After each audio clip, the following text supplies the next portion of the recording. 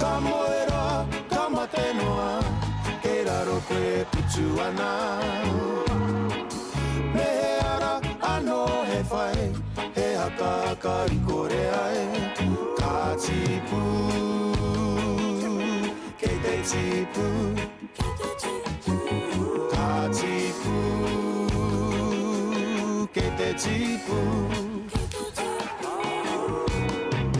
Murana ke ta whiti, mo te whakapoke he kura kore. O ke a ururotia, he haka I kore ai. Ka tipu, ke te tipu. Ka tipu. Ko Te Ao Māori tēnei e ngunguru nei, e nā mana ina reo, tēnā koutou katoa. Nau tahuti mai, nau whetoki mai ki tēnei pāhotanga motu hake mo te Pūnuiotoka. Te Hui Ā-Motu tuatoru e whakakotahi nei nā iwi o te motu, ki te āta wānanga I nā kaupapa here wenerau a te kāwanatanga haumi o te wānei. He whakapāhotanga tūhono tēnei nā te kāhui pāpāho Māori, arā nā Tahu News, nā Aukaha News, nā Wātea Digital, nā reo irirangi aiwi me whakaata Māori tēnei ka mihi. Kai nā pātiki whakatekateka o Waitaha I te waka o Aoraki te hui tuatoru e whakahaerihi ana I tēnei rā, arā kai tuahiwi marae I roto I a Ngāi Tūāhuriri, Ngāi Tahu. Kei reira ko Shakayla Andrews Alapaki no Tahu News, ko Riria Dalton Reedy no Te Ao Māori News, rātou ko Te Kawa Pāora ko Mihiora Gage no Aukaha News, e whai ana I nā whakaneke o te wā. Nā ko te iwi whai takiwa nunui rawa I Aotearoa, ko Ngāi Tahu I tahuri ki te whakarite I te whakatūna o te Hui Ā-Motu I tēnei rā, I te putanga o te whakatau a Kingi Tuheitia, I te Hui Ā-Motu tuatahi ki tūrana waiwai marae I te hanuere. Hei tāna Ngāi Tahu me tai atu mātou ki a koe.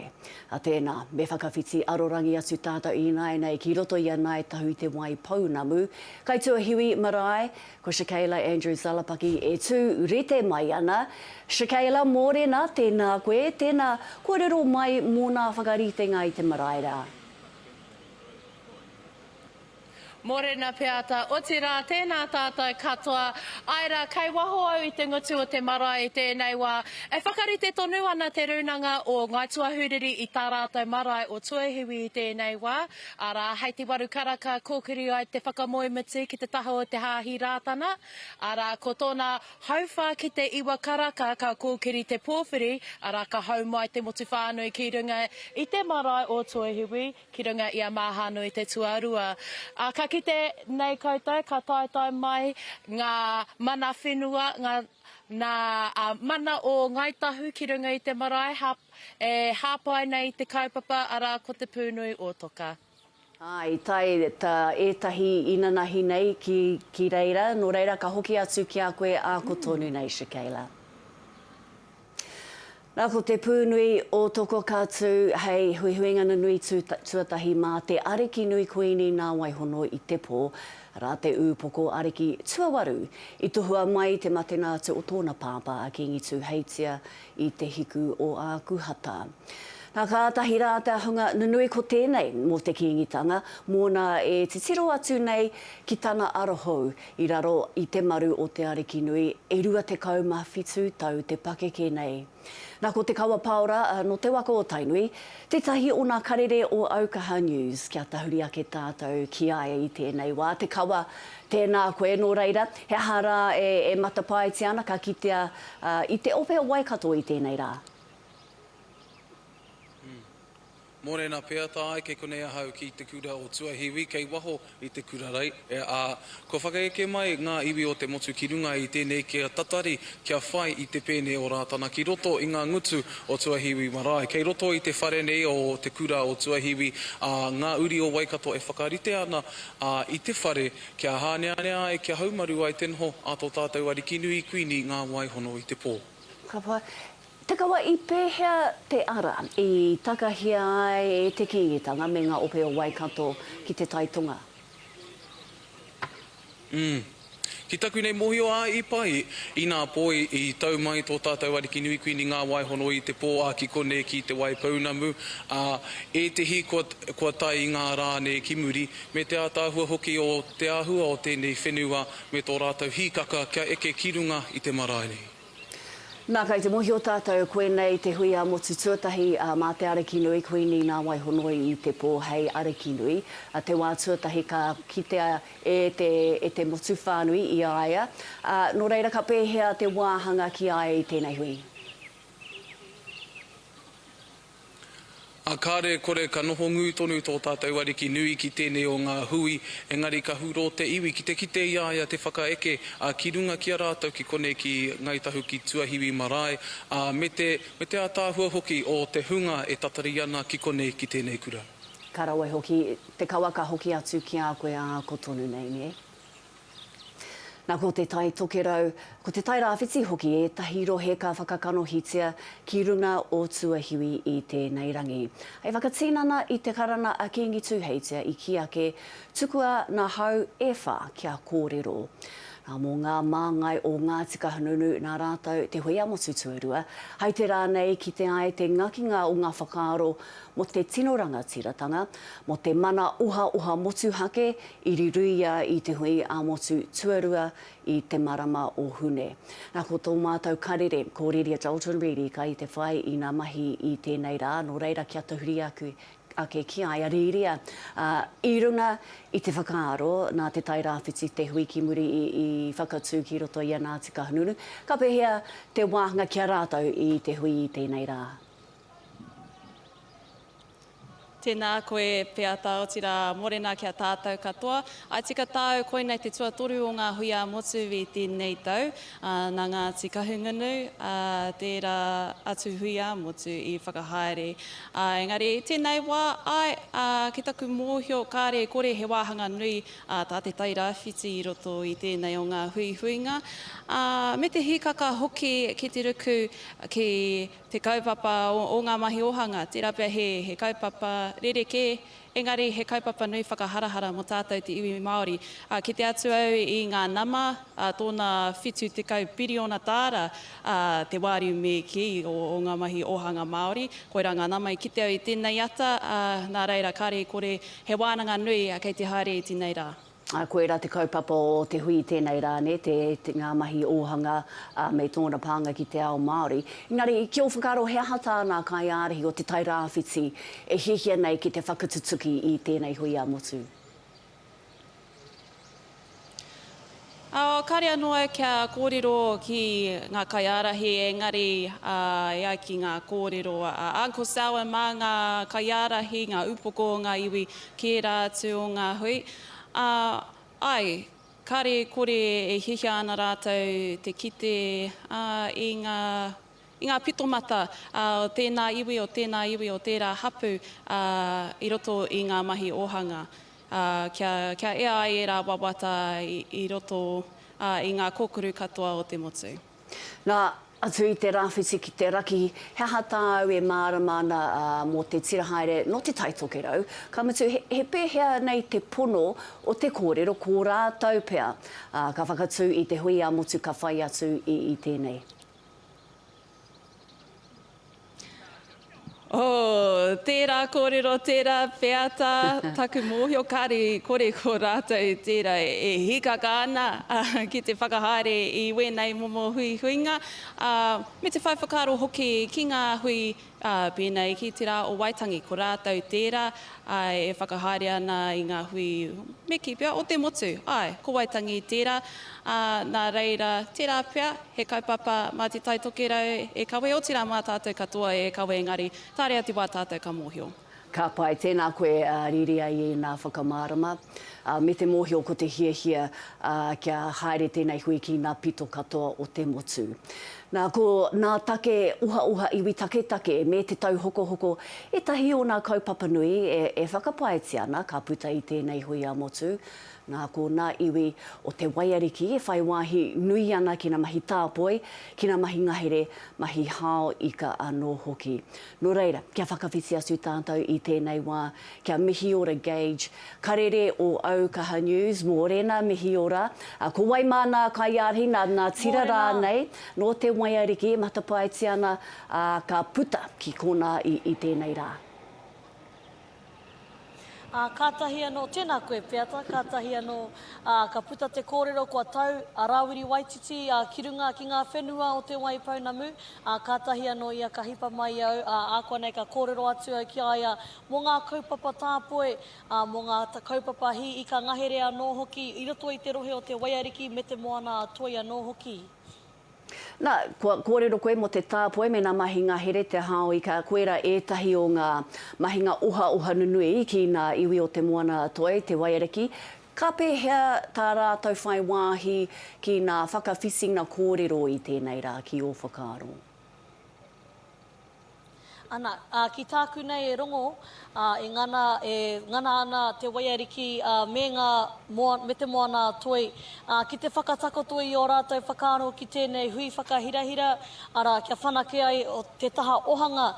Ki te motu whānui hoi anō ki te waiariki me te moana toi anō hoki.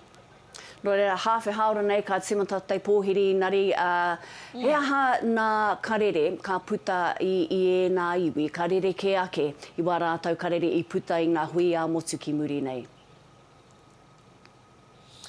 Ki oku nei whakaaro ko te karere nui e hiehia ana kia whai te rohe o te waiariki me te moana toi. I ngā kaupapa ohanga a Māori, ana kia whanake ai, te iwi Māori koera i whakakotahi mai ai te iwi katoa, te motu katoa ki runga o Tūāhuriri tēnei rā. Ka pai, tēnā rau atu koe mihi ora, ko mihi ora Gauge tēnei no Aukaha News. Nā ko te Hui Ā-Motu tuatahi i te hanuere, he karana nui i whakakotahi nā iwi i aue i te whakakorenga o te aka whaiora o ngā rohe pōti Māori o ētahi atu kaupapa nui hoki i whakatūria, ai whakatika i ngā mana rite kore o te Māori i te ao hauora ohanga anō hoki, nā koera pea, koera te kaupapa nui i tēnei rā. Neke atu i te tekau mano tāngata i whakakotahi atu i raro i te kotahitanga ki tūrana waiwai marae. O ke a ururotia, he akaka I kore ai, ka tipu, ke te tipu, ka tipu. Te tipu he kōrero kua kaupare kua mukua kua haparu nā mātou te whenua e iho maupumau toe tū te whenua whatu ngaro te tangata toe tonu ana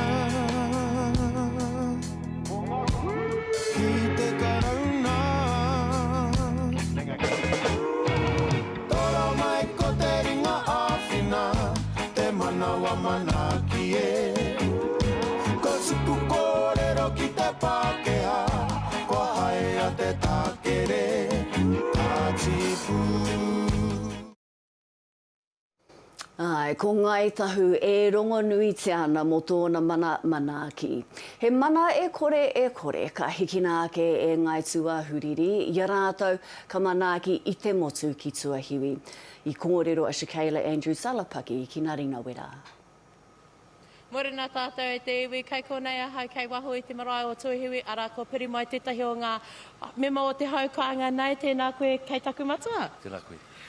Just let's talk about the hangi. I mean, I can smell the hangi from here at the moment. So how the preparations been going for the hangi this morning? Yeah, it's been very good. We've been soldiering on for the last couple of days, but been here since about 4:30 this morning. We're just starting on a fourth hangi hole, just because we've got so much meat. So yeah, we're on this ground for getting the fourth hole done. So yeah, she's all go.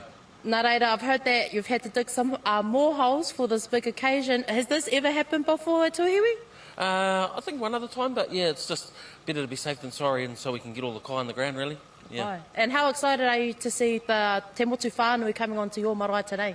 Oh, yeah, excited, yeah. Probably still be floating around and trying to keep busy and making sure they're, everyone feels welcome. That's the main thing for us, yeah. Yeah, ka pai. And what's some of the kai for the hakari today for the hui? We've got everything, there's beef, lamb, pork, there's all the meats and plenty of seafood, obviously over the kitchen side. So yes, heaps. Ka pai. What's a Tūāhuriri specialty when it comes to hosting hui? What do you guys like to pull out of the bag? Try and pull out everything. Yeah. We've got the Bluff cousins have come up with most of the seafood, so that's made things easy for us here. Yeah, so just hangi. We're concentrating on the hangi, and because the cousins have all got the seafood sorted. So yeah. Ka pai. Well, I'll leave you to it back to the hangi e te matua, but tēnā koutou, tēnā koe.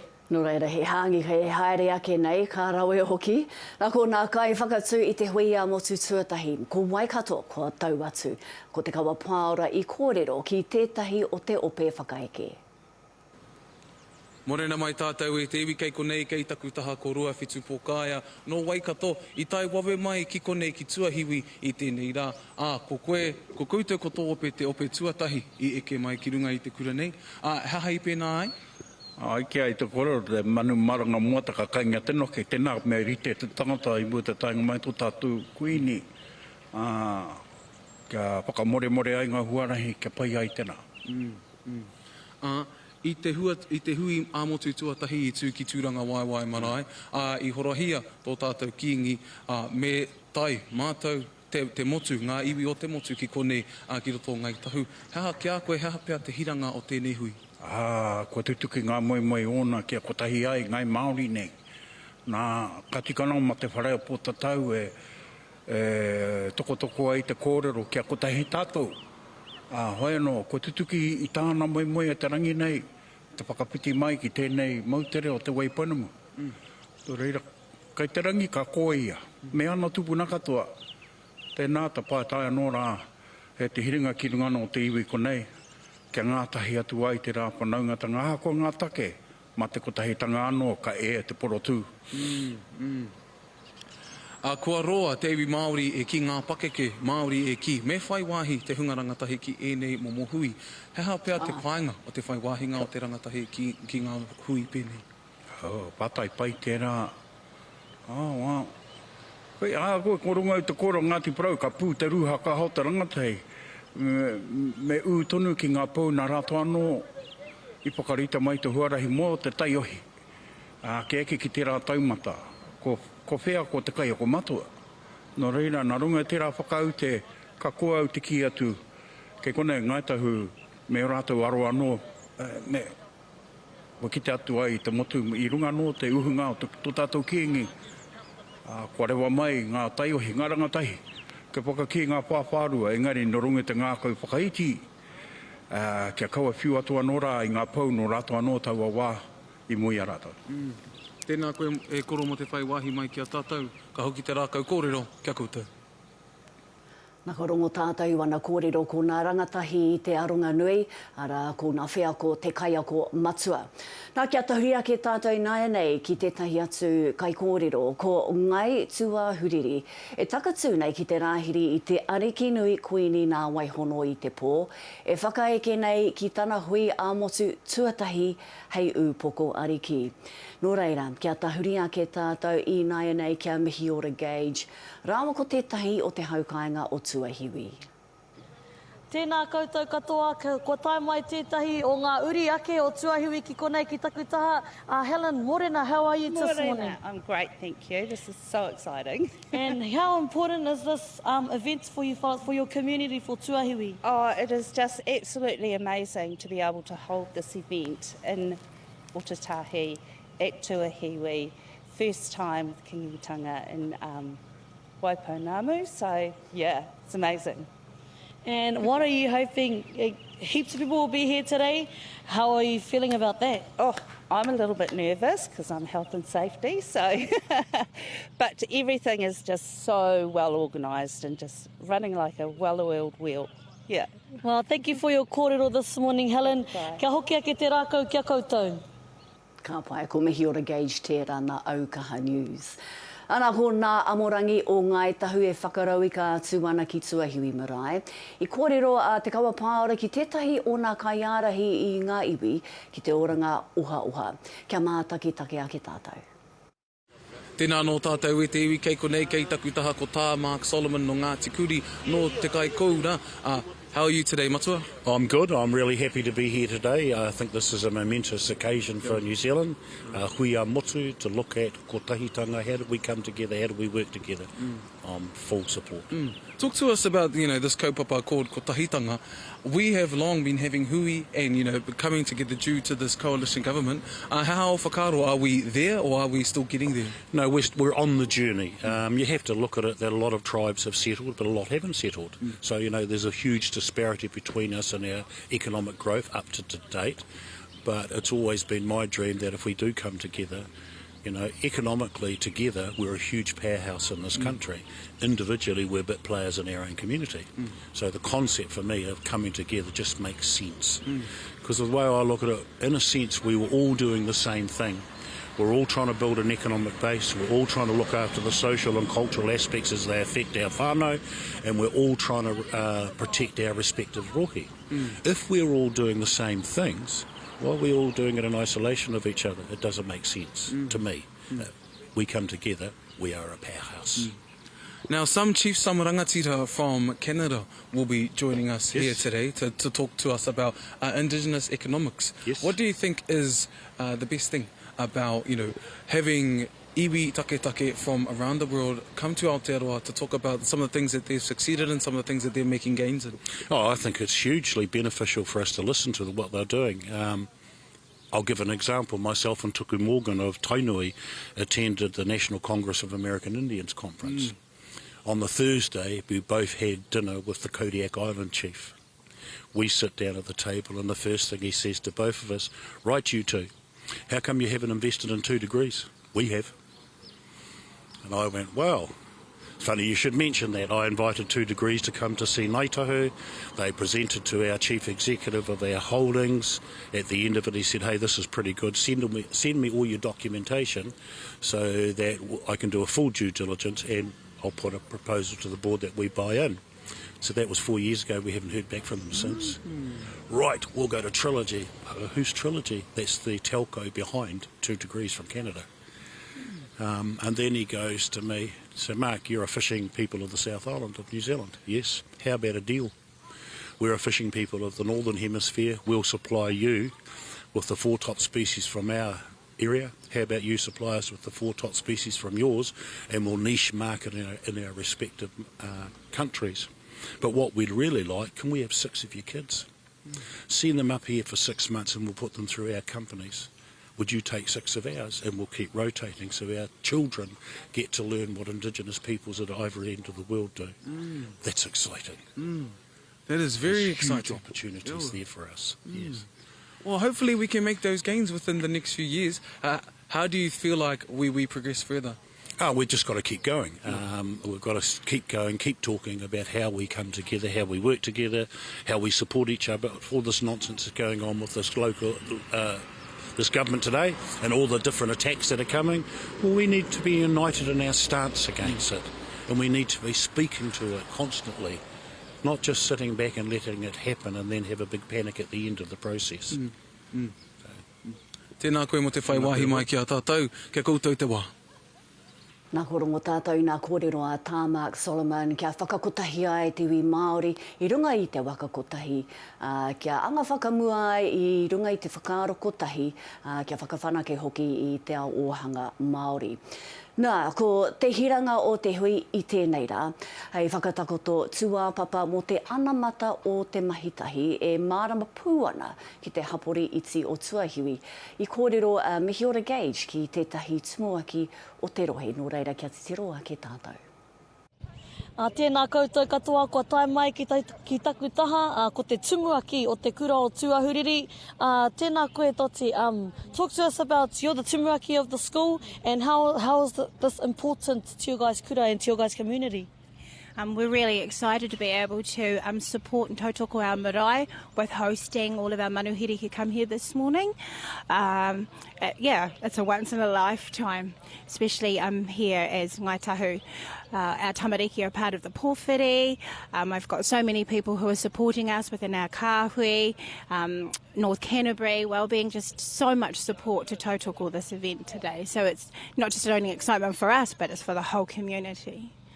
And talk to us, you're the first principal to whakapapa to Ngāi Tūāhuriri, and how important is that for you? It's in the soul, in the wairua, and to be from here is certainly one of the reasons why I am here. There's nothing bigger than that, our whakapapa. So that's a whole big part of this too, is to be able to present and be a part of this occasion today. It's even more so as this is my marae too. Kia ora. And this is a pretty small community, and we're hosting a lot of people today. How do you guys feel about that? We're really excited. We want to show manaaki to everyone that comes here today. Parking their cars here. We've got kai for everybody, tea, coffee, Milo. We want to show that this is who we are as Ngāi Tūāhuriri, looking after everybody.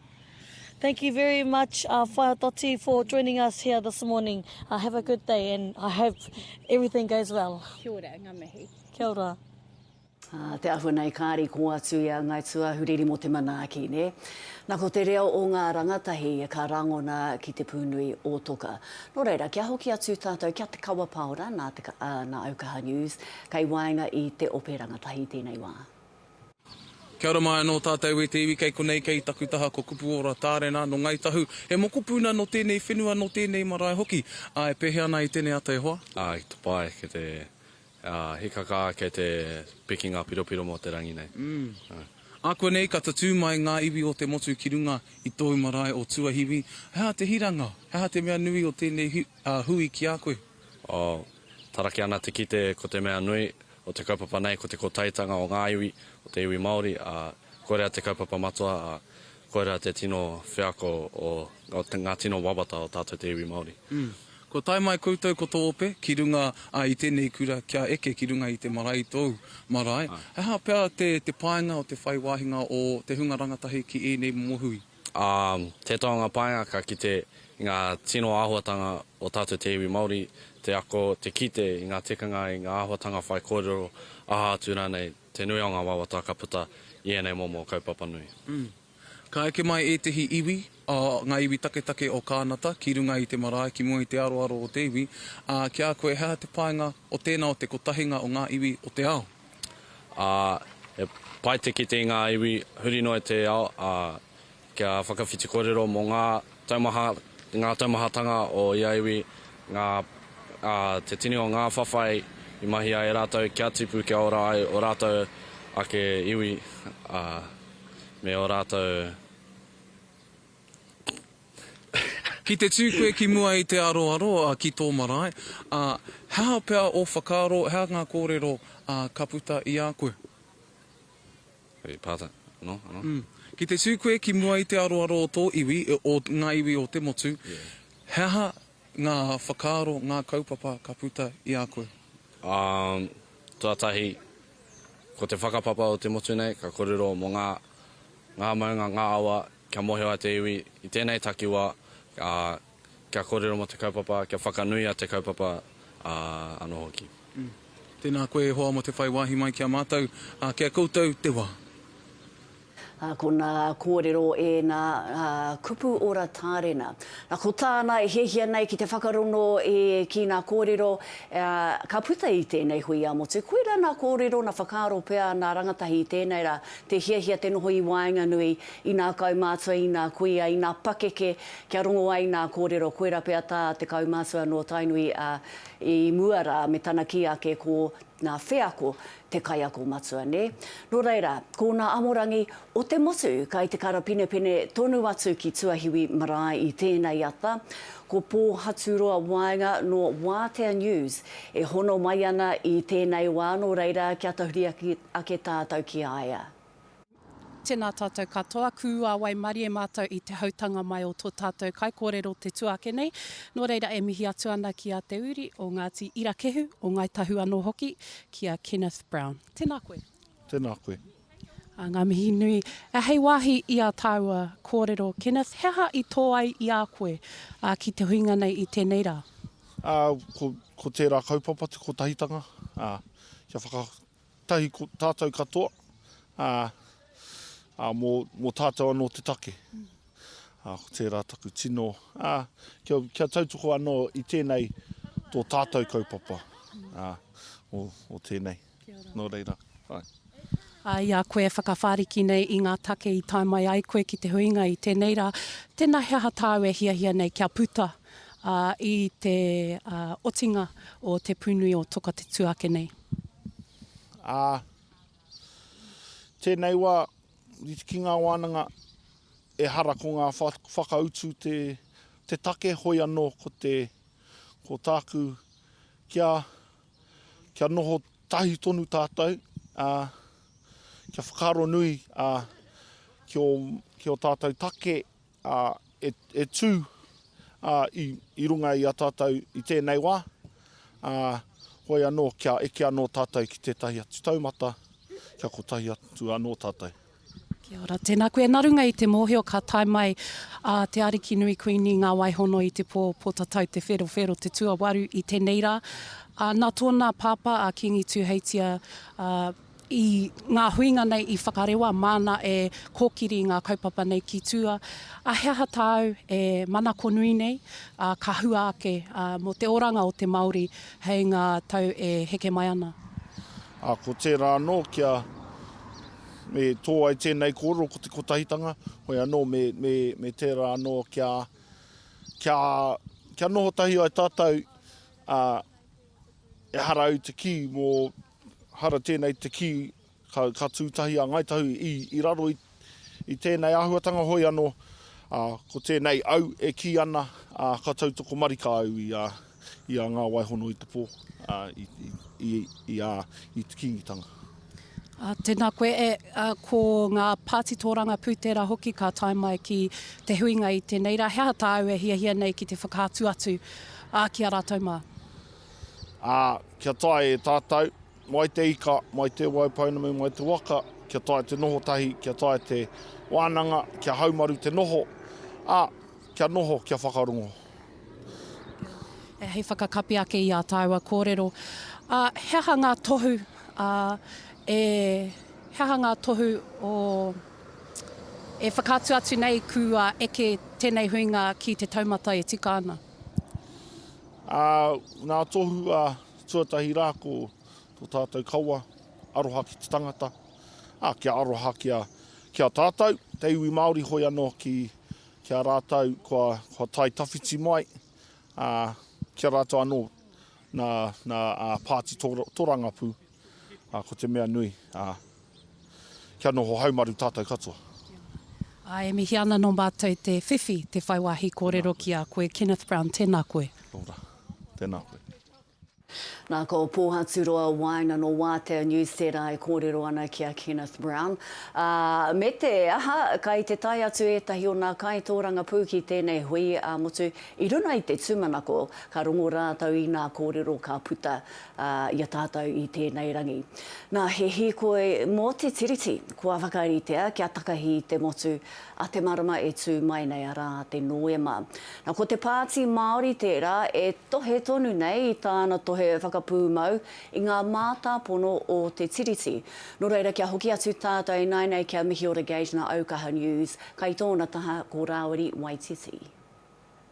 Tēnā koutou e te iwi, kua tai mai au ki konei ki te taha o Rāwiri Waititi. Tēnā koe, morena anku. Ai, morena tātou. Ana kua tai mai tātou ki Tūāhuriri marae, kei te pēhanga whakaaro mō tēnei hui. Hawa, kei te karoa te iwi e whanga nei kia tū tēnei hui ki te taitunga. Kei te hoki atu ngā mahara i te wā, i te orotonu tō tātou kingi. Nāna hoki kia nei tai rāwhiti kei te whangake, taitonga kei te whangake anei, ko tutuki. Nāna hoki i tīmata mai i roto o Waikato ki tūranga waiwai. Ka tai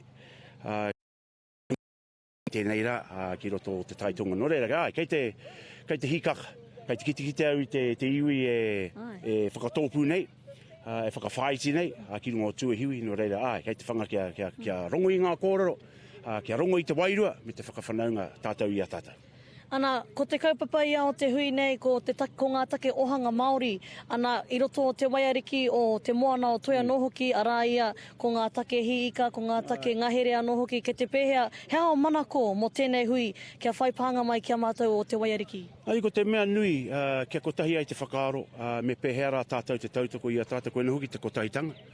Me pēhea rā, me he mea kei te whātoro atu tātou ki ngā iwi take o te ao. Me haere ngātahi tātou, kia kaua kai waiho ma te kāwana tanga wera atua, huatanga hono, e kia nei kai te pai, kāre te pai rāne, kia wātea te huarahi, ki te whātoro atu ki ngā iwi take o te ao. Me ngā, ki tāte Māori tūmanako ai, kia tare tātou te ngāwari te hikoi i te ao. Pera nui o tātou mātua tīpuna i rei e te moana. Ka tai mai kone, ingari, ko rātau ngā mea i kite āwaiwai i ngā whenua katoa te ao. Ana, koe nei tētahi o ngā hui tuatahi o tō tātou kuini ngā waihono i te pō, kei te pēhea o whakaaro mo tērā? Kei te whanga ke ao i runga i te harikoa. Kare pō tatu, no te mea kei te mōheo he kuini mōheo ki tōna ao, he kuini he ariki nui hoki, e mohio ane ki ona whakaaro ake, ki ona moi ki ona tūmanako hanga, mo tōna iwi Māori. No reira, kei te hingaka te manawa i tēnei rā, no te mea, ko tēnei hui, tana hui tuatahi, kia puta ki te motu, ki roti tere atūranga. Nā runga i tērā, kai te hoki atu ngā mara ki tōna pāpā hoki, nāna hoki tēnei kaupapa i tīmata, mana hoki e kaua kia oti ai ngā mai. Nō reira, tēnā rawa atu koe i o kōrero anku, tēnā koe. Kia ora pāpā.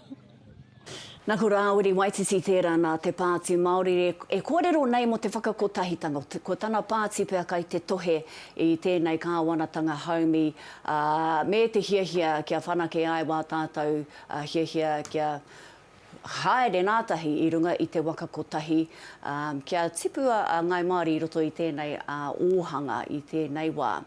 Hoi anō, ko mihi ora gauge tērā, ko mo koutou kātahi anō kia tahuri mai kia tātou, kia mātou i tēnei wā, he whakapāhotanga tēnei nā Aukaha News, nā Wātea News, nā Tahu News, nā whakaata Māori anō hoki, tēnei mihi atu nei kia koutou. Nā, kia hoki anō tātou, kia mihi ora gauge, mihi ora mōrena, kai te kite au, ko heroini parata, ko tā heroini parata, kai tōtaha, no reira ka huri te rākau kōrero, kia koe? Morena e koro, kua tai mai koe, ki konei ki Tūāhuriri, ke te pēhea ngā whakaaro i tēnei wā? Kei te hihi ko te wairua, he pai te hoki ki konei ki Tūāhuriri pā, i roto i te mātotoru o Ngāi Tūāhuriri, o Ngāi Tahu. Ana, kua tai mai te tini me te mano, i runga anō i te kotahitanga, koera te whainga i tēnei rāne? Koina, koe te whakapū mau i ngā kāwai tangata, i runga e te āhuatanga o te kaupapa i tīmata mai i te marae o te motu i tūranga waiwai. Te reo o te ariki nui i a tūheitia, kia hui te motu, i runga te āhuatanga o te kotahitanga, o te mana motu hake. O tēnā iwi, te tōpūtanga o ngā mana motu hake, te tōpūtanga o te kotahitanga ka anga whakamua. I ngā kaupapa, hei kawenga mā te tangata whenua o Aotearoa. Ara, ia hoki tētahi o ngā kaupapa matua o tēnei hui ara ko ngā take ohanga Māori, ana te tai rāwhiti, kei te pēhea ngā take ohanga o tō tātou pei reira. Ko ngā ohanga, kei te kōkiringia, hoi anō ko te ohanga nui kia rewa ake i ngā kaupapa a ngā whānau, a ngā hapu, tāpiri ki te iwi, te tōpūtanga o ngā ohanga o Te Ao Māori. Ana e pēhea ana te wairua o ētahi atu o ngā iwi hoki o tēnei taki? Wow, kei te rongo au i te ia o ngā iwi puta noa i Aotearoa, kei te ngā kaunui ki tēnei kaupapa. A kuni ka kitea, i runga i te marae o Tūāhuriri, hoi anō, kei te rikarika katoa, te hunga, taitamariki mai, mokopuna mai, pakeke mai, tūpakeke mai, ko tae mai. Te roa, te nuku o te whenua, mai te hikua te ika, heke mai ki te upoko o te ika, ngā parirau o te hauauru o te tairāwhiti, ko tau mai ki roto o te waipaunamu, ki roto i enei kārangalanga o tātou. Ana, heha ngā hua e hehi ana koe kia hua mai i tēnei hui? Tōku tūmanako kia tae ei tātou Te Ao Māori, te whakatakoto he huarahi, e tae ei tātou te mahi tahi, te mahi ngātahi, hei painga. I hari te mea mō tātou anake, engari mō Aotearoa. Ana, kua rongo au he uri ake koe o Ngāi Tahu, no reira ke te tae mai a manuhiri koe he ahara nei? Kei te tae a manuhiri mai. Wau, i tipu mai i te pūtake o hikurangi maunga, te kōrero nā, te maunga e kore neke, engari ko ana uri, ka neke. Koe no, ko toku pāpā, noko nei, take, koe nei te hoki mai. I runga i ngā takahanga ngā tīpuna, kia hono mai ki enei o ngā tuākana taina o roto o Ngāi Tūāhuriri. Engari aku pānga o Ngāi Tahu no Ngāti Huirapa, no roto o Pūkōrero o te poti. O te poti. Anō reira, tēnā rawa atu koe te pāpā, nau kua whai wāhi mai kia mātou i tēnei ata, ana kia pai tōrangi me ngā manako mo te hui nei. Tēnā koe. Koene te hao, koene te hao. Ana, kia hoki ake te rākau, kia koutou. Ka rawe hoki mihi ora, nāku nā kōrero tā Hirawini Paratara, kia whakakotahi i te iwi, hei aha, hei whakatakoto i tētahi prēne, tētahi mahere, tētahi rautaki, e anga whakamua ai, kaua ko tātou te Māori anahei, engari ko tātou a te iwi whānui o Aotearoa. Nā, ko te mema pāremata o Waikato Tainui, ko hana rāwhiti mai pi klaka no tētahi, kua tau atu ki te Pūnuiotoka, kua toro atu a te kaua pāora no Aukaha News ki ai, no reira, kia whakawhiti atu tātou, kia rāua i tēnei wā. Tēnā no tātou i te iwi kei konei kei taku taha ko hana rāwhiti mai pi Clark o te Pāti Māori wai hoki o Waikato, pēhea tō haere mai ki te waipaunamu i tēnei wiki. Rawe tō mātou tai mai a Pāti nei, te Pāti Māori, no ngā iwi whānui o te motu i tēnei rangi.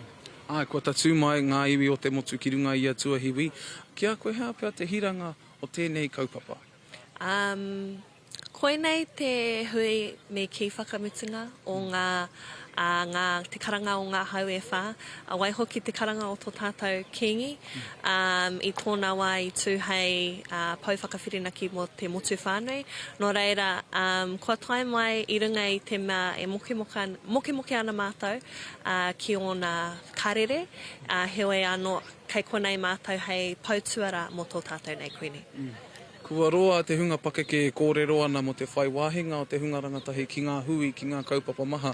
Ki a koe, me pēhea te hunga rangatahi e whakarite i a rātau anō, e whai wāhi hoki ki enei kaupapa?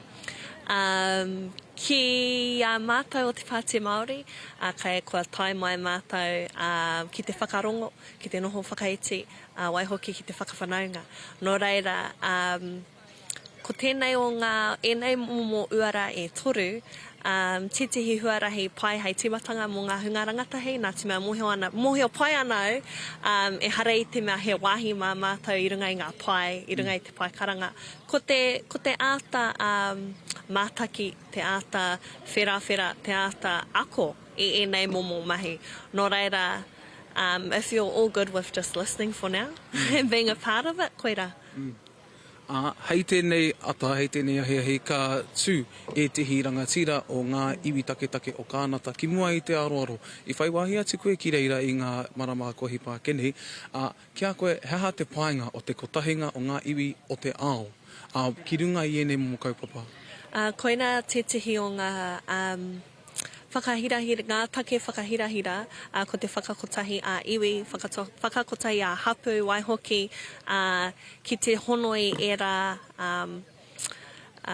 i enei hononga a iwi take nei, pēnei ki ngā tangata iwi take o kānata, katahi anō mātou i tūtaki a rātou i te ata tonu nei, me te kawe, me te whakarongo ki o rātou, kawe o rātou nawe hoki, ki tēnei o ngā hui.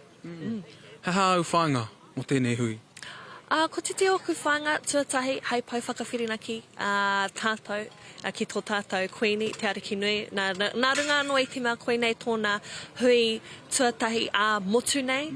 Tuarua, ko te whakarongo ki ngā kōrero o ngā rangatira putanoa i te motu, tuatoru ko te whakawhanaunga. Ko anei te wāhi hei arahi mā rātou, mā te iwi whānui e arahi i te wāhi ki te rangatiratanga, mā mātou te Pāti Māori e arahi i te wāhi ki te kāwanatanga. Nō reira, ai. Tēnā koe hoa mo te whai wāhi mai ki a mātou i tēnei rā. Kia koutou te wā. Nā ko hana rāwhiti mai pi Clark tērā, memo o te Pāti Māori, kātahi nei ka whakawhiwhia ki tētahi tohu moana mahi ārahi i te rangatahi nā koia tērā e haere ana, hei rangatahi ki tēnei momo Hui Ā-Motu, hei aha hei paenga mā tātou te iwi Māori. Nā ko Riria Dalton, Riri, kei waina i tōna rahi o te tai rāwhiti ko tau atu ki Tuahiwi, ko rongo tātou i nā kōrero a tā Hirawini Parata, i nai nei kia tahuri ake tātou. Kia Riria, kai tōna taha ko Poraurangi Booking. Ai, tēnā hoki tātou e hika mā kai konei mātou kei Tuahiwi marae o tira ko Ngāi rangatahi tēnei, kua tatu mai i tēnei ata kei taku taha ko taku whanaunga i a Poraurangi e hika tēnā rā atu koe. Tēnā rā koe.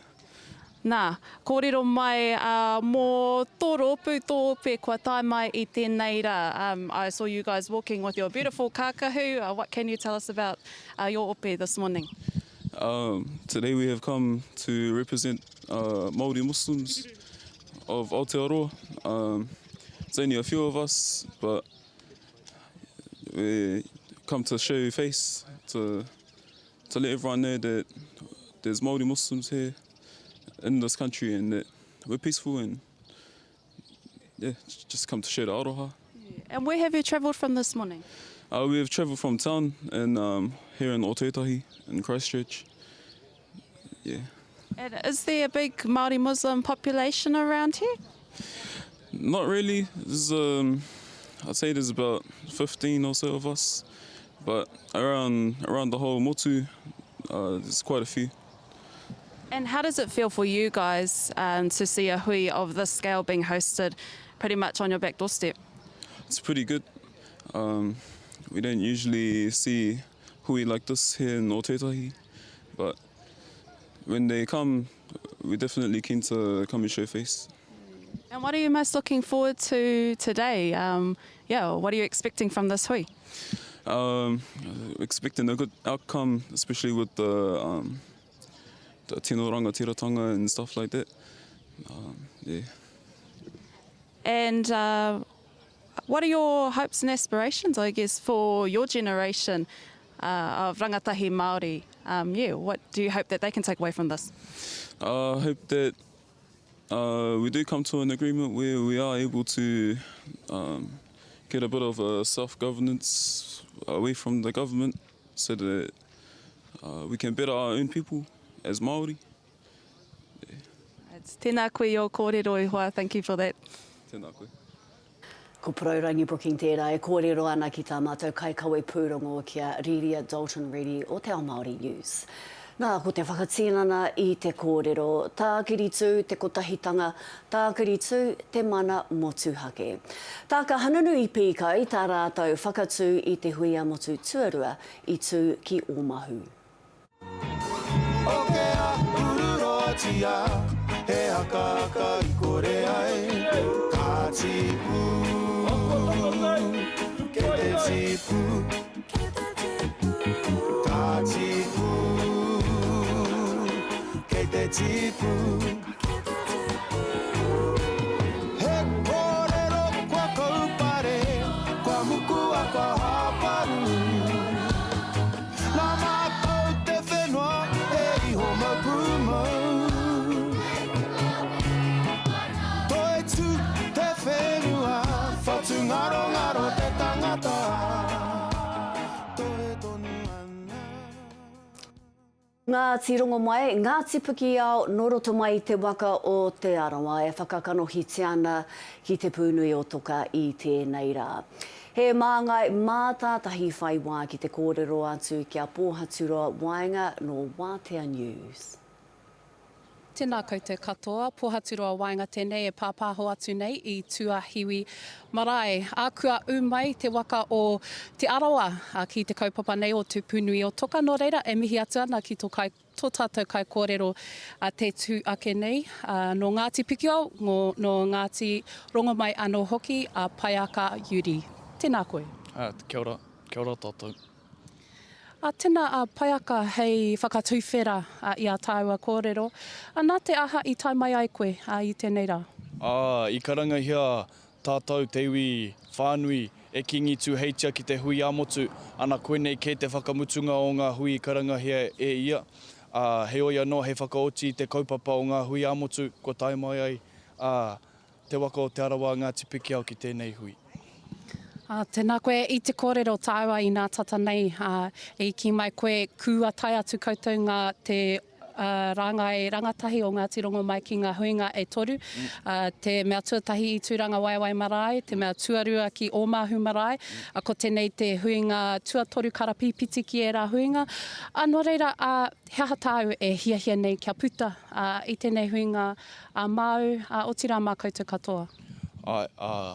Rangatira tērā pātai. Ki roto o mātou o ngā tipiki au o ngā tirongo mai, tēnei hunga rangatahi ko whakaritea he tirohanga, ko tēnei tirohanga e whakahāngai ana ki te anamata o te iwi o ngā tipiki au ki roto i a te arawa. Ko te nuinga o enei haerenga o enei huihuinga, ka kohikohinga tōpito kōrero, hei rau atu ki te kete mātauranga o tō tātou hunga rangatahi. Hei whakahoki atu ki te kāinga, ki reira whakamahi ai. Tēnā koe, ia koe whakahua ana i te hunga rangatahi. Narunga i te mōhio he māngai, tētahi o ngā māngai i te hunga rangatahi o ngā tipiki au. Hea te wāhi ki ngā rangatahi i ngā ohanga Māori. Hea tāu e hiahia nei kia te whaiwāhitanga o te hunga rangatahi ki ngā ohanga Māori, ki ngā whakaritenga ohanga Māori whānui. I ngā wā o te rangatahi, me kia kia kaua ngā koeke e kōrero mō ngā rangatahi, kia kaua ngā rangatahi e kōrero mō ngā koeke. Kua whakaritea e ngā koeke o ngā tipiki au he wāhi, kia kōrero hia ngā kōrero a te rangatahi, te rangatahi. Kia kaua ngā reanga e whakarangirua ai ngā kaupapa rereke. He oia no, ko te wāhi o te hunga rangatahi ki enei kaupapa, he āta whakarongo, ki te tohuanga koeke e mātou, ki te tū, ki te kōrero, katahi mātou ka tū ki te kōrero.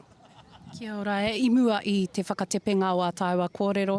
He aha te tei āhuatanga kei te hiahiatia e koe te kawe atu i konei ki te kāinga ki te arawa?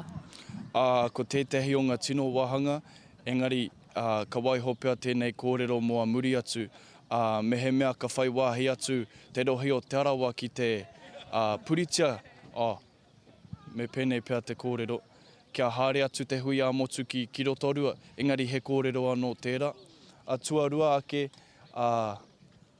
ko ngā kōrero e hāngai ana ki ngā mahi a te pūtea, kōrero economics nei, koena tētahi o ngā tino kaupapa e pirangi ai au te whakahoki atu ki roto o ngā tipikia.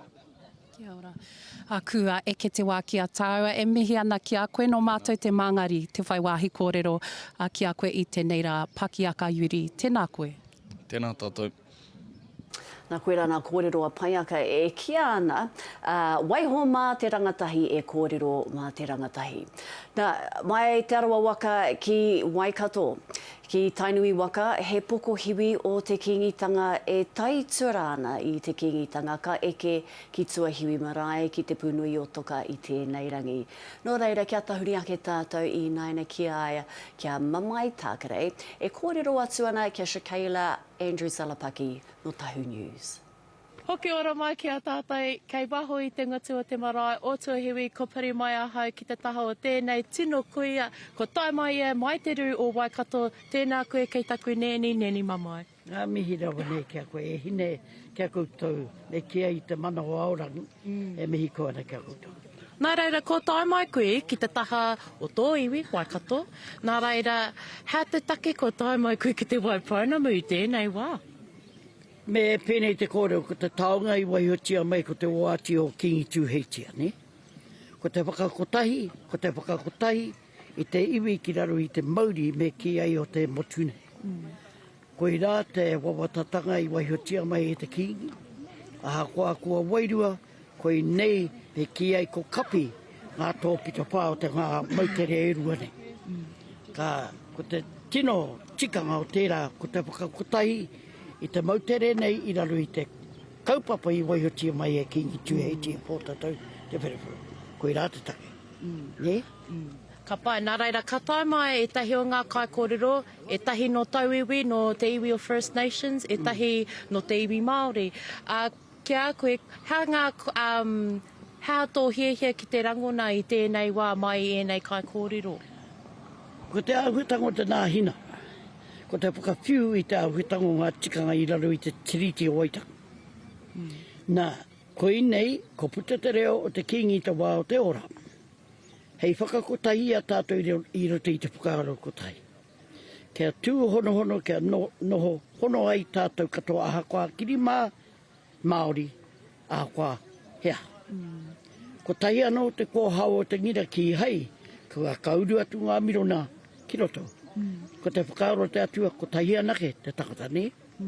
Nā, koi nei te tikanga o te hari mai i te mate o te kingi, e rua, kia whakataungia te huatanga o te arikinui kuini ngā wai hono i te pō. Ko ia ki te kawea mai te oachi o tana matua. Ne? Ko i rā.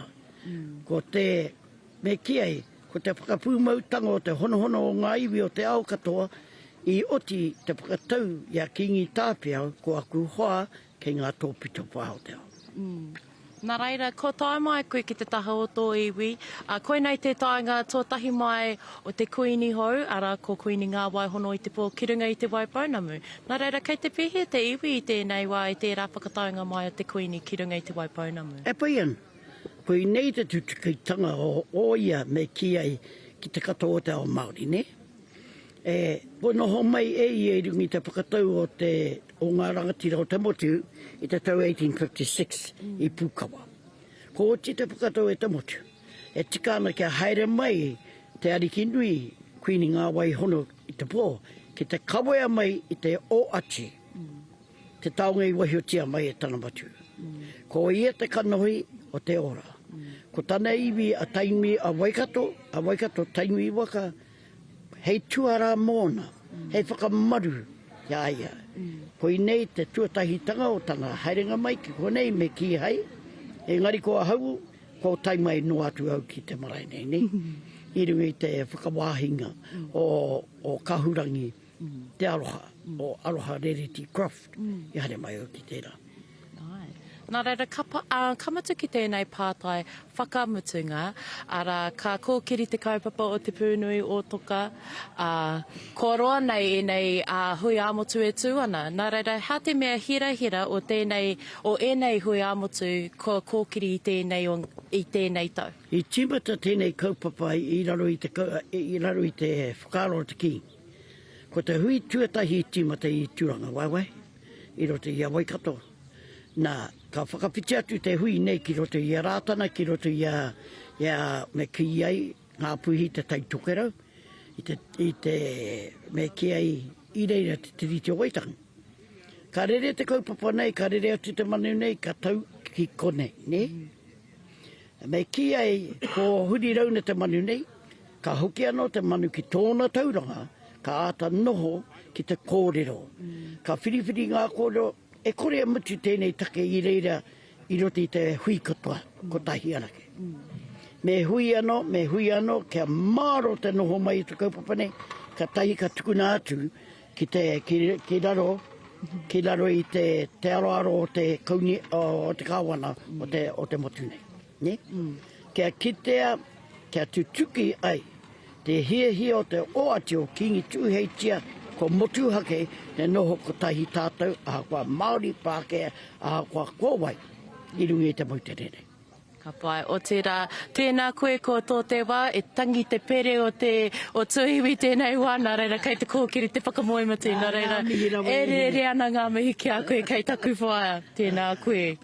Tēnā wāno, ni? Ai. Tēnā koutou. Tēnā koutou. Shkele Andrews tērā no Tahu News e kōrero ana kia mamai tākarei no Waikato. He au nunui i te oranga uha o Ngāi Tahu, he mea whakawhanake nāna iwi pēnei a Ngāti Kuia, he wāhanga o te peka ahu whenua o Waikato Corp. Nā i muri i tēnā, koutou kātahi anō ka tahuri mai kia mātau i tēnei ata. He pāhotanga motuhake tēnei nā Aukaha News, nā Wātea News, nā mātau o whakaata Māori. E pāhoana i tēnei Hui Ā-Motu, tuatoru i te tūki o tautahi i tēnei rangi. Hei, āko tonu nei, hei te takiwā o te hauwha ki te iwa karaka, ka timata te pōhiri. Nō reira, ko tōna tikanga, ka tahuri atu ki tērā, ki te mātakitaki i te pōhiri a te haura mai, te hauwha mai ki te iwa karaka. Hoi anō, i tēnei wā kia tahuri anō tātou, kia Riri Adulton Ready o Waikato o Te Ao Māori News, kai tōna taha ko Kim Hippolyte. Tēnā rawāti tātou e hikama ai kei te taetai mai ngā manuhiri i tēnei wā. Me wētahi o ngā iwi, ngā hapu putanua i te waipounamu o tira ko te runanga o Ngāti Kuia. Ko tau mai i tēnei rā, tēnā koe hoa, morena. Morena, kia ora. Now, for our iwi out there watching, can you let us know who you are and who you're representing i tēnei ata? Kia ora tātou, ko Kim Hippolyte taku ingoa. He māngai kōrero ahau mō te iwi o Ngāti Kuia ki te tauihu o te waka a Māui. Tēnā koe. What are you expecting from this hui today? Because I hear the Haukainga hasn't hosted a hui like this before. What are you expecting? Well, I think that the karanga went out to all of us to come, obviously, me kotahi tātou, and rangatiratanga was the other thing that the upoko said for us to come under that kaupapa. So yeah, that's why we've come, and I think for us coming from the top of the South Island, we really want to affirm that relationship that we have with Ngāi Tahu, Kai Tahu. Yeah, that's what we're here for. And Māori economy is a big kaupapa that will be discussed here today. What are you hoping to take away from this wānanga and maybe implement back at home with Ngāti Kuia? Oh, there's a lot to see, and they have many businesses at the moment. We're staying in the middle of all the Ngāi Tahu farms down here in Christchurch, so we really want to check it out, and we've brought our own people of knowledge in that, and hopefully we can share some ideas and learn from each other. Yes. And I guess, what are your hopes for the future of Ngāti Kuia in that area? Well, we're a growing economy. All of us as iwi Māori in Aotearoa, and so what better to do than to learn off each other? So that's what we've come for. Tēnā koe, Kim, tēnā rawāti koe i rā kōrero. Ko te hiku o tika Māui e taki kara pine atu ana ki roto i a Ngāi Tūāhuriri ki te Pūnuiotoka. Ko pō uturoa waina, kai waina i a rātou i tēnei wā, ko nā Wātea News, no reira kia tahuri ake tātou ki ai i tēnei wā. e mihi atu ana ki koutou e are taringa mai ana e mataki mai ana anō hoki ku no mātou te māngari te whai wāhi kōrero ki a tēnei rangatira te noho tata mai nei ki au. Anō reira, tuatahi ake e mihi atu ana ki a te rangatira o ngā puhi ki a Hone Sadler. Tēnā koe. Tēnā rā tātou katoa he mihi alo atu nei ki a tātou katoa tēnei rangi, he rangi kahida mo te motu whānui, ko tai mai nei ki te Hui Ā-Motu mutunga mo tēnei tau, tīmata mai ki roto o Ngārua wāhia i te hanuere, tai atuna ki roto o Waitangi, ahu atu ki roto o Māhu o Kahungunu, nā tuko e tēnei ko te mea mutunga. Hei whakahikaka i a tātou o tira, hei whakamaharai i a tātou ko wai tātou. E noho kāinga nei ki roto i tō tātou whenua tauri kurane. Kia ora, tēnā koe. Ia koe kōrero nei mo te hirahiratanga o tēnei huinga, te huinga whakamutunga mo tēnei tau. Nā te aha i whakatau ai koe, me mātua tai koe, a tinana nei ki tēnei o ngā huinga ara te Pūnuiotoka. I te mea hoki kia kitea, kanahui mai te motu, te iwi e noho piri, e noho tata. Ko ia i whakaro nuitia kia tai mai. I te mea ko ngā kaupapa i pākino mai nei ki a tātou te iwi, i roto i te taupahure nei, e hara i te mea pai e rangi. I te whirina ki ai tātou ki a tātou, ke huitahi ai tātou ki a tātou, whakahui ai o tātou whakapapa, o tātou huanga, o tātou whanaungatanga, kei reira ke te kaha mō tātou.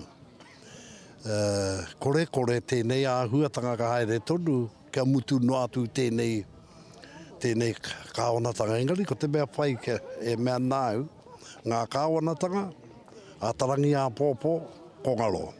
Engari, tātou tūturu ki konei tonu. I a koe whakatakoto nei e tehi manakonui ou mō ngā huinga nei. He aha e tehi whainga au. He aha tau e hia nei kia mahutake i tēnei o ngā huinga katu i te rānei.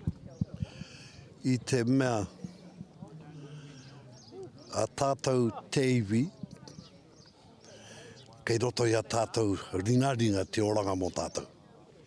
Kauaka ko te tahi atu. E tae e tātou te aupiki atu i ngā taimahatanga koutai nei ki runga ki a tātou, me he mea ke au tonu tātou te whakakotahi ai. Engari, mea ata whakarohi ai he ha tēnā tūmomo kotahitanga. He kotahitanga kei kō, he kotahitanga kei kō. Engari, ke whiriwhiria, ka pēhea tēnei āhuatanga te whakakotahi, hei painga mo te iwi whānui o te motu. Nā, ko pauke te toru o ngā hui taumata o te motu, puta ngā kōrero, ko kōrero rero, ko whakatako toria tētahi āhuatanga, tētahi maere, tētahi kaupapa, hena me haka tinana tia mai. Tēnā pēr māroto i tēnei huihuinga, ka kite ai tātou, ka hupēhea ai tātou. A tia te paunga o te tau ia tātou e kōrero ana, e whakatako toai i te whakaaro. Me pēhea tātou te iwi, e piritahi, e ahu mua, he painga mō ngā mokopuna, he painga mō tātou whānau. Mo te pohara, mo te hunga e māuiwi ana, tātou katoa. Ma tātou anō tātou e manaki. Ma tātou anō tātou e tieki i roto i tēnei kotahitanga. Engari, he whānui ke te titiro, me whānui i tātou titiro ki tēnei mea te kotahitanga. I te mea kei tēnā iwi, kei tēnā iwi āna whakaro. Engari, ke hoka hui a tahitia, ke whai āhuatanga, whai kiko, mo tātou a muri ake nei. Ai, mihi ana, tēnā koe i e nā kōrero whānui au. Kaore anō te hui kia tīmata, Hono I tēnei rā ka hiki te hui. Ki whea I konei, he hui atu anō, he karapipiti atu ki tēnei huinga, he aha kei tua ki tō titiro? Ko taku, I taku mātakitaki, te mea hei āta noho, he āta whiriwhiri, he aha rā te kaupapa, e mau tātou katoa, e ahu atu ki mua, I roto I ngā mahi katoa, I roto I tō tātou whanaungatanga, I roto o tātou mahi Pākihi, I roto o tātou mahi aurea, I roto o tātou mahi kapahaka, wēnā mea katoa. I te mea ki te ke tuau I nanahi whakaata mai ana, I te āhua, I putaake a Ngāti whātua ki te āwhina, I te hunga I Barcelona. Kia Māori mai tātou, ki ngā kokonga katoa o Aotearoa, ki ngā kokonga katoa o Te Ao. Nā runga I te mōhio ka tai mai hoki ngā mema paremata, ngā mini tōna tikanga I kōrero māua ko tama pōtaka I ngā rua wiki me tana ki ake te rapea ka tai mai ia ki konei. Hea te wāhi ki a rātou mā I ngā huinga penei? Hora kau he wāhi mā rātou. I te mea, ko rātou te kāwanatanga. Tō rātou wāhi ke haere mai ki te whakarongo hore kau ki te haere mai te kiki te tōtau. Kei a tātou. Nā tātou tēnei whakatū, ko tātou anō ko ngā rangatino mō tātou. Haunga tēnā pēr kei reira ke tētai āwhina. Engari, ko te hihi o teiwi, mā rātu anō rātou e tohu, ko rātou ngā rangatira, ko tātou anō roki, e para I te huarahi, he oranga mō tātou a taihua kenei. E mihi ana e taku rangatira kua paukia tāua te wā, kua rangatira tō mātou hotaka I tō whaiwāhitanga mai. Hone Sadler, tēnā koe. Tēnā koe. Tēnā rā tātou katoa e te motu. Māori tū, Māori oho, Māori tau, Māori ora kia tātou katoa. Nā koe nā kōrero a Hone Sadler no te tai toki rau. Kāre kore ka tū ia ki te taumata kōrero āko tonu nei. Āko tonu nei nā ka timata te pōhiri I ngā miniti tata nei. Hoi anō I tēnei wā kia hoki atu tātou ki mā tātou kaikawe pūrongo nā Aukaha News, me Te Ao Māori News, kia Shakayla Andrews Alapaki, kia Riria Dalton Reedy, kia Mihiora Gage hoki. Mihiora, kai te kite au, kai muri I a koe. Te hunga e tai mai ana, I te mea kai te timata te pōhiri āko tonu nei? Ai, ke te hui mai ngā te iwi motu ki runga ki te rori nei ke te whakarite kia haere atu, ki muri atu I te pā o rātana, ana ko tai mai tō tātou kuini ngā waihono I te pō, ana e hi nawanawa ana, ara e hi kakakatoa ana te marea I tōna tainga mai, ara koeranga āhuatanga e rongo ana e te motu whānui I tēnei wā. Nā mohio tātou ko etahi o nā iwi take no tā wāhi kai te tai mai, kai te tai atu ki te hui I tēnei rangi ko etahi no kānata, engari kai te kite au muri I a koe etahi, akene pēr no nā kuki airani? Ai, ko tai mai, aha ko he kaupapa Māori tēnei, he kaupapa mō ngā iwi take anō hoki ara, ko tai mai etahi o ngā ahurea, no ngā ahurea o te ao, ana ko kānata tētahi, ana ko ngā kuki airani anō hoki. Nā, kua rongo tātou I ngā kōrero etahi o nā kai kōrero kua wiwitia e koutou I te atanei. Ko te rangatahi ne, tētahi o nā aronga nui o tēnei hui tuatu I te take o te ohanga Māori. Engari ko nā rangatahi me wā rātou kōrero te take nui.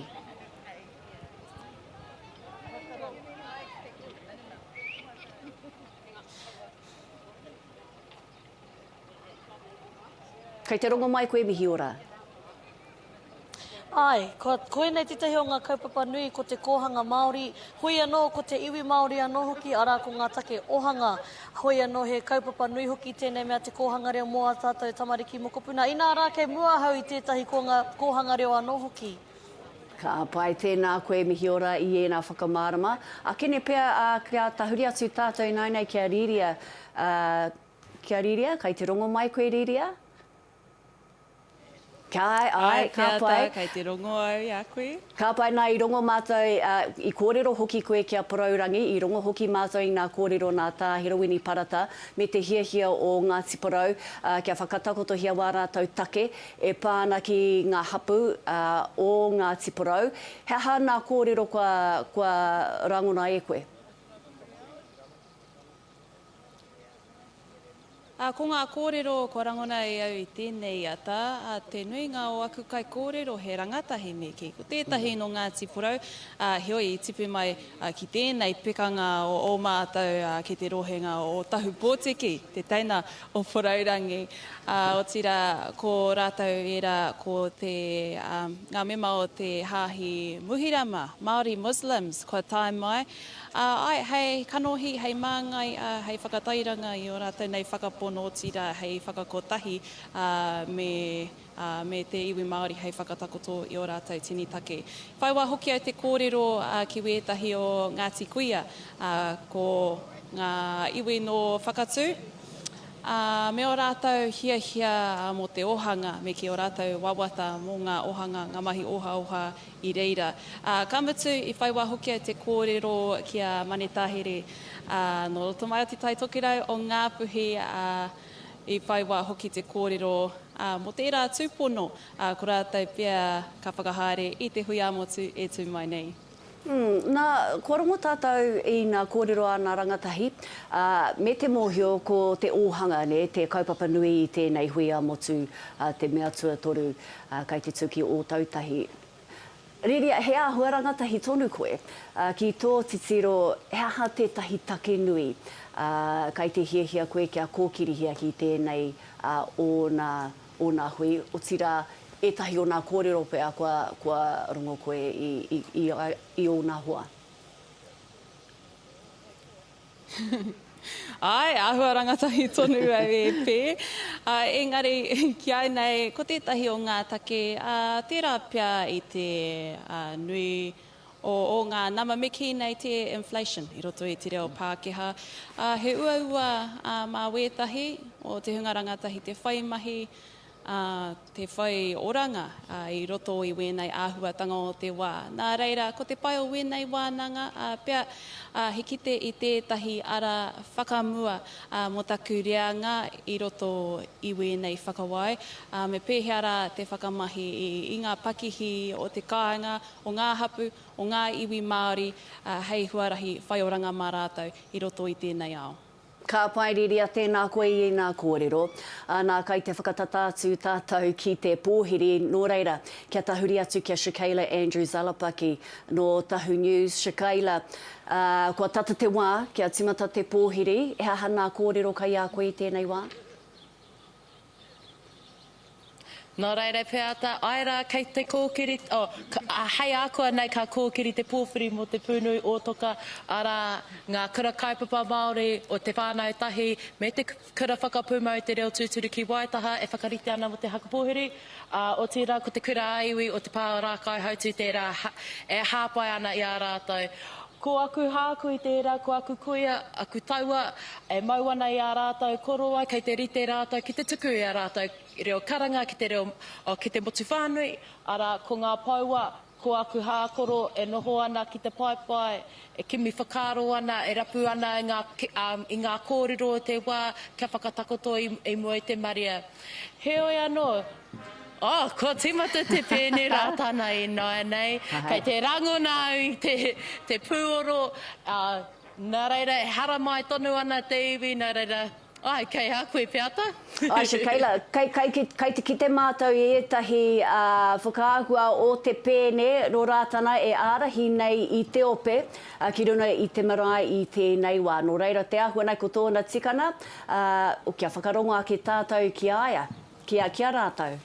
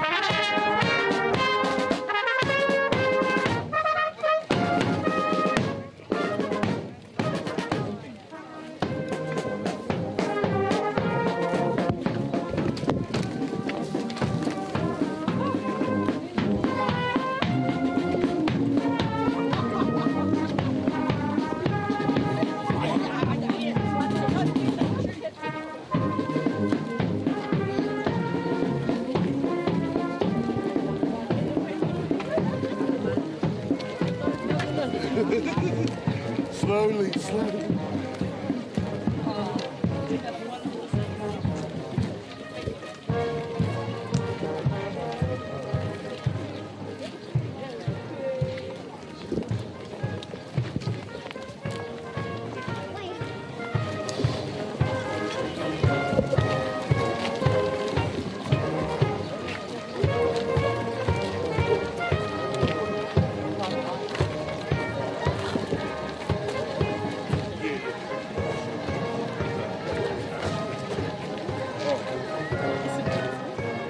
Ko te pēne o rātana tērā e arahi nei I te ope I ki te hoki au I te araki nui a ngā waihono I te pō I mua I te ope nei. Te raurau tāngata.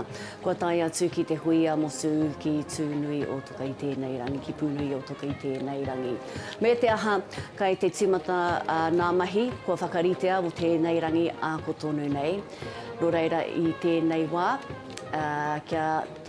mo koutou hiahia nei ki te mātakitaki tonu I tēnei kaupapa. Kia ū tonu mai, ka pāho arorangi atu, tēnei kaupapa, te Hui Ā-Motu kia koutou, nō reira kia ita tonu mai.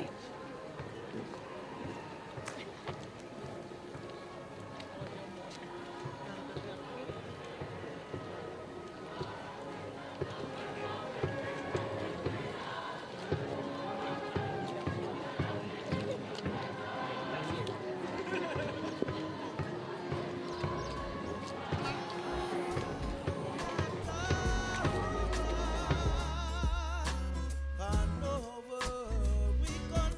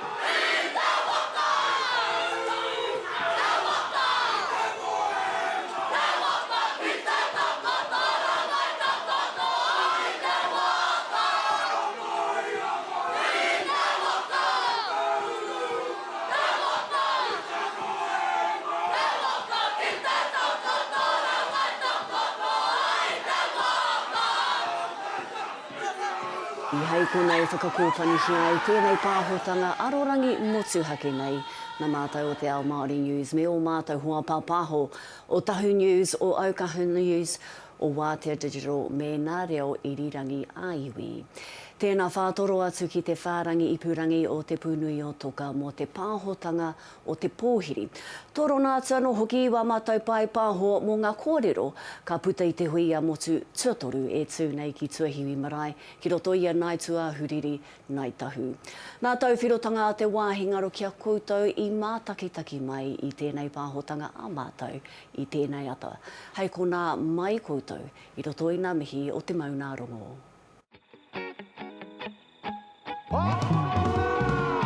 Ka moera, ka matenoa, kei raro koe putu ana. Me he ara ano he whai, he haka haka I kore ai. Ka tipu, kei te tipu. Ka tipu, kei te tipu.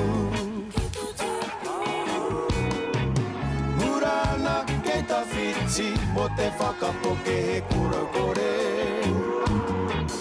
O ke a ururoatia, he haka haka I kore ai. Ka tipu, kei te tipu.